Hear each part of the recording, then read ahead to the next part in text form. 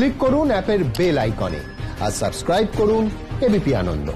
সব সময় থাকুন খবরে। সল্টলেকে এসএসসি ভবনের সামনে থেকে সেই আন্দোলনকারীদের সরিয়ে দেওয়ায় পুলিশের সঙ্গে ধস্তাধস্তি বাঁধল। শিয়ালদা স্টেশনের কাছে পথ অবরোধ, সকালে আবারও তারা বিক্ষোভ দেখান। উচ্চ প্রাথমিকের শিক্ষক নিয়োগের দাবিতে মঙ্গলবার থেকে সল্টলেকে এসএসসি ভবনের সামনে অবস্থান বিক্ষোভে বসেছিলেন চাকরি প্রার্থীরা। রাতে সেখান থেকে তাদের তুলে শিয়ালদা স্টেশন চত্বরে নামিয়ে দেয় পুলিশ। এর প্রতিবাদে বেশ কিছুক্ষণ রাস্তা অবরোধ করেন আন্দোলনকারীরা। রাত 2টো নাগাদ শিয়ালদা স্টেশন চত্বরে আবারও তারা অবস্থানে বসেন। পুলিশের দাবি, শিক্ষামন্ত্রীর সঙ্গে আন্দোলনকারীদের বৈঠক হয়েছে, আলোচনার পর তারা অবস্থান তুলে নেবেন বলে জানান। যদিও গোটা বিষয় অস্বীকার করেছেন আন্দোলনকারীরা।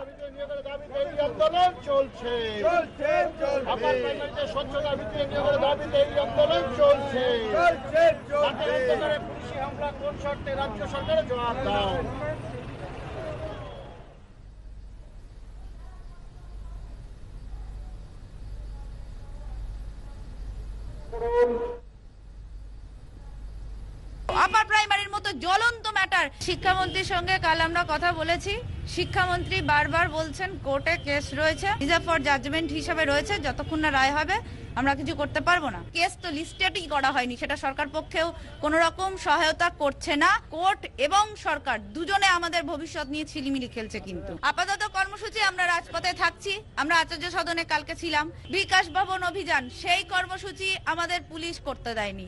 আজ মুখ্যমন্ত্রীর হাতেই নতুন মাঝেরহাট ব্রিজের উদ্বোধন হবে, যার নাম দেওয়া হয়েছে জয় হিন্দ ব্রিজ। সরাসরি চলে যাব, ময়ূক ঠাকুর চক্রবর্তী আমাদের প্রতিনিধি আমাদের সঙ্গে রয়েছেন এই মুহূর্তে। ময়ূক, প্রথমেই একবার দেখতে চাইবো যে নতুন চেহারায় মাঝেরহাট ব্রিজ কতটা তৈরি রয়েছে।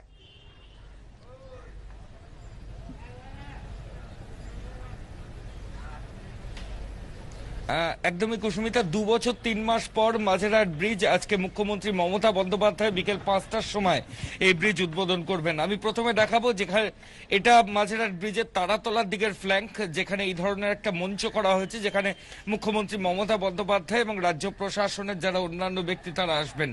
এছাড়াও বিভিন্ন এলইডি ওয়াল লাগানো হয়েছে যাতে মুখ্যমন্ত্রীর বক্তব্য যারা এখানে আসবেন তারা দেখতে পান। এই ধরনের এলইডি ওয়াল এটা মাঝেরহাট ব্রিজের তারাতলা ফ্ল্যাঙ্কের সামনে রয়েছে।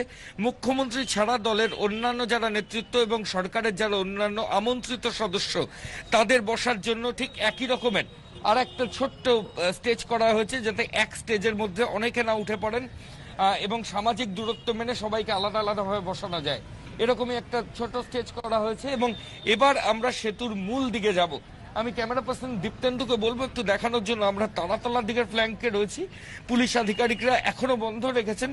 বিকেল 5টার সময় মুখ্যমন্ত্রী মমতা বন্দ্যোপাধ্যায় সেতু উদ্বোধন করবেন এবং তারপরে এই যে ইনস্টলেশন যেগুলো রয়েছে প্যান্ডেল, এগুলোকে খুলে ফেলার পরই সাধারণ মানুষের জন্য 2 বছর 3 মাস পর দক্ষিণ কলকাতার এই গুরুত্বপূর্ণ ফ্লাইওভার এটা কিন্তু চালু হয়ে যাবে।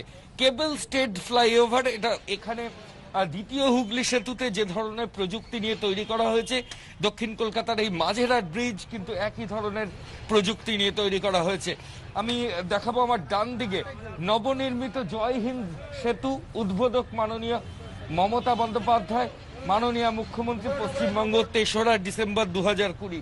এই ধরনের ফলক এখানে লাগানো রয়েছে এবং একটু আগেই এই ফলকই উদ্বোধন হবে। এবং তারপরে যে ছবি দেখতে পাওয়া যাচ্ছে যে সম্পূর্ণ রাস্তাঘাট ফ্লাইওভার দুটো ফ্ল্যাঙ্ক করা হয়েছে, অর্থাৎ তারাতলার দিক থেকে যারা মমিনপুরের দিকে যাবেন, আবার মমিনপুরের দিক থেকে ইকবালপুরের দিক থেকে যারা তারাতলার দিকে আসবেন ডায়মন্ড হারবার রোড দিকে, এই দুটো ফ্ল্যাঙ্ক 2 ওয়ে এবং 4 লেন, অর্থাৎ পাশাপাশি 4টে গাড়ি এই উড়ালপুলের উপর দিয়ে কিন্তু চলাচল করতে পারবে। সম্পূর্ণ তৈরি সাধারণ মানুষের জন্য এই ফ্লাইওভার। বিকেল 5টার সময় রাজ্যের মুখ্যমন্ত্রী মমতা বন্দ্যোপাধ্যায় নবনির্মিত এই জয় হিন্দ উড়ালপুল এটাই উদ্বোধন করবেন এবং দ্বিতীয় হুগলি সেতুর যে প্রযুক্তি সেটা কিন্তু এখানে ব্যবহার করা হয়েছে। রেল ওভারব্রিজ আছে বলে সব মিলিয়ে পুরোপুরি প্রস্তুত কিন্তু মাঝেরহাট ফ্লাইওভার। ধন্যবাদ ময়ূক।